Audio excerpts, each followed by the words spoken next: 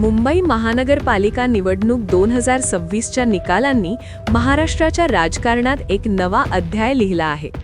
पक्ष संपला, चिन्ह गेला आणि सोबतचे नेतेही सोडून गेले.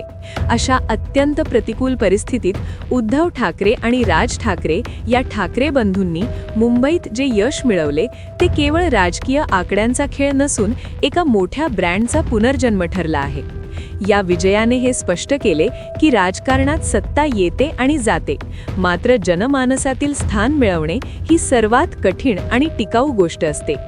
या निवडणुकीत शिवसेना उद्धव बाळासाहेब ठाकरे गटाला पक्ष नाव हिरावले गेले, धनुष्यबाण हे चिन्ह गेले आणि मोजकेच जुने नेते सोबत राहिले. सत्तेचा कोणताही आधार नसताना आणि बहुतांश माजी नगरसेवक विरोधात असतानाही ठाकरेंनी ही निवडणूक केवळ महानगरपालिकेची लढाई न मानता अस्तित्वाची लढाई म्हणून लढली. मुंबईतील गिरणगाव असो वा उपनगरातील चाळी, सामान्य शिवसैनिकाने मशाल हाती घेऊन आपला गड राखला. ही केवळ मते नव्हती, तर ती ठाकरेंप्रती असलेली निष्ठा होती. या निकालाचे सर्वात मोठे वैशिष्ट्य म्हणजे उद्धव ठाकरे आणि राज ठाकरे यांचे एकत्र येणे आहे. मराठी माणूस आणि मुंबईचा विकास या एकाच सूत्रावर ठाकरे बंधूंनी मुंबईकरांना साथ घातली. विरोधकांनी कितीही टीका केली तरी ठाकरे या नावाभोवती असलेली वलय आजही मुंबईच्या राजकारणाचा केंद्रबिंदू आहे, हे या निकालांनी सिद्ध केले. मराठी माणसाचा पाठिंबा विभागला जाऊ नये यासाठी घेतलेला हा निर्णय निर्णायक ठरला. राजकीय विश्लेषकांच्या मते हा विजय केवळ भावनिक लाटेवर आधारित नाही, त्यामागे ठाकरेंनी राबवलेली रणनीती महत्त्वाची ठरली.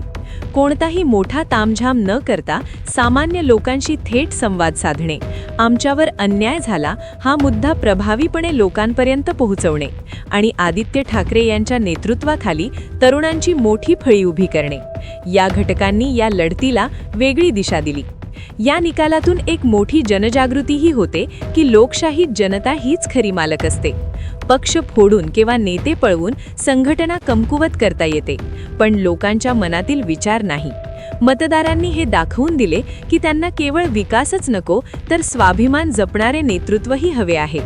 ब्रँड ठाकरे हा केवळ एका घराण्याचा वारसा नाही, तर तो मुंबईच्या संघर्षाचा चेहरा आहे. 2026च्या निकालांनी हे स्पष्ट केले की शिवसेना कोणाची याचे उत्तर निवडणूक आयोगाच्या कागदपत्रात नसून मुंबईच्या जनमनात आहे.